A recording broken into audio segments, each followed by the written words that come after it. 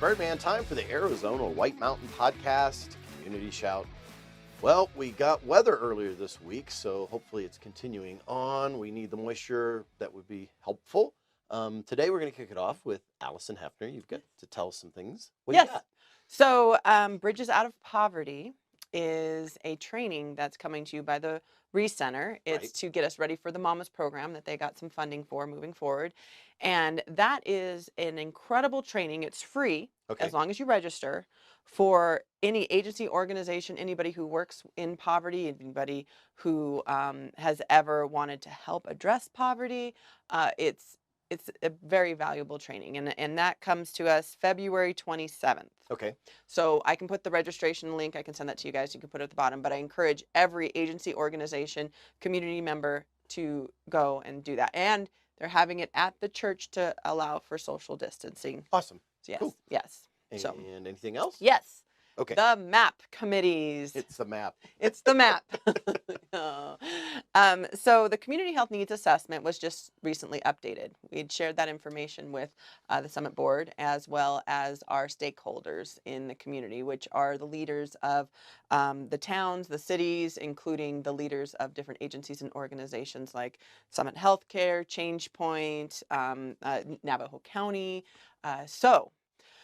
Next step moving forward is we're going to take this information and we're going to address the priorities. And there's 5 priorities. Number 1 being substance use disorder.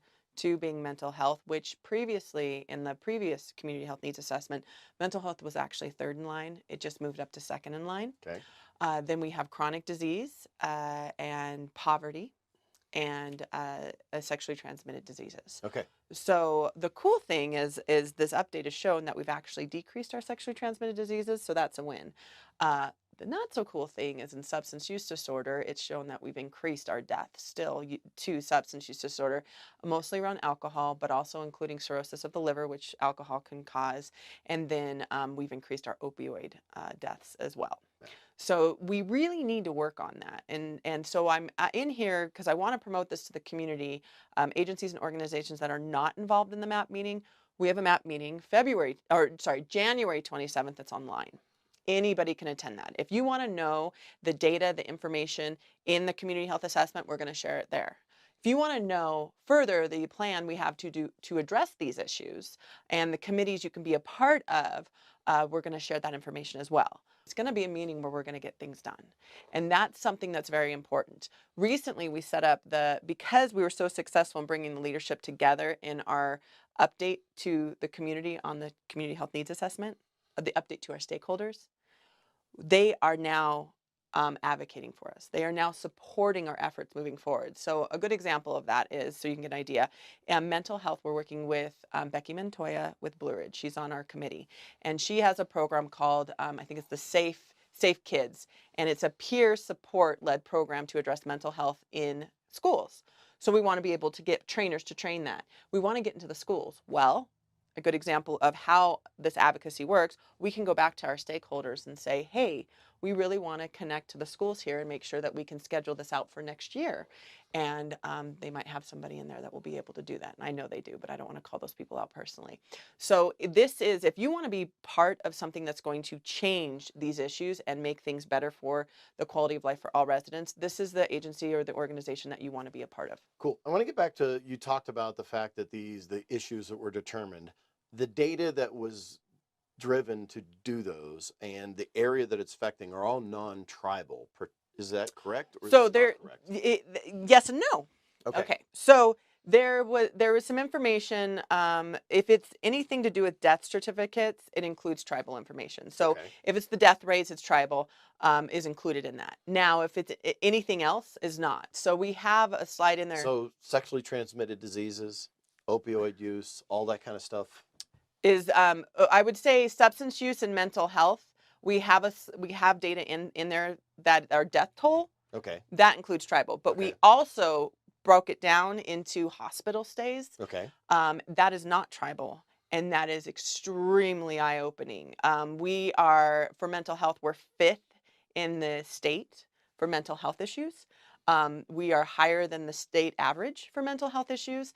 As far as substance use and mental health that go hand in hand and suicide, we have the highest rate out of 1,000 individuals who go into the hospital for substance use, suicide, and all that. And so that's really it's really eye-opening. When you see this presentation, which I'm going to provide via Zoom Okay. on the 27th, it's really eye-opening on the issues, and we have to start owning these. We have to stop being in denial and start saying, you know, these are our problems. We need to own it.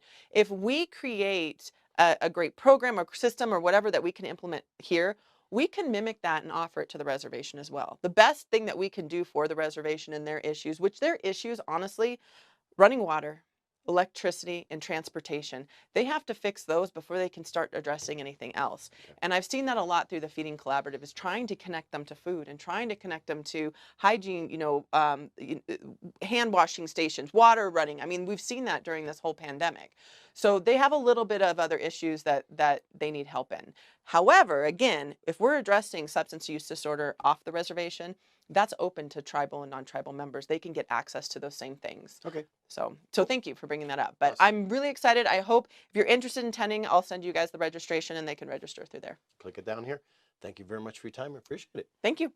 Hey, that's going to be it for this week's Arizona White Mountain Podcast Community Shout. I want to remind everyone, please be kind and be aware that we've got businesses that are still being held accountable and held to standards that we might not want to be. Yes, you're wearing a mask in places. It's everybody's kind of done, and we want COVID to be over. But these businesses are still being held accountable to things, especially the bars. So you can't dance. It's footloose time. I got it. And you have to wear a mask if you're not eating or you're drinking. So, and of course, as you drink, you kind of forget about that and you kind of relax yourself out. But keep focused and don't get upset when somebody reminds you, hey, this is kind of the rules we got to live under at the moment. We'll get out of this, but we've got to be kind to each other and just be respectful of the businesses.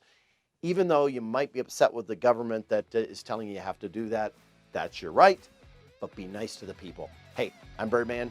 This is the Community Shout, and as I always say, if I don't see you around town, I'll get you right here on the web. It's a wrap.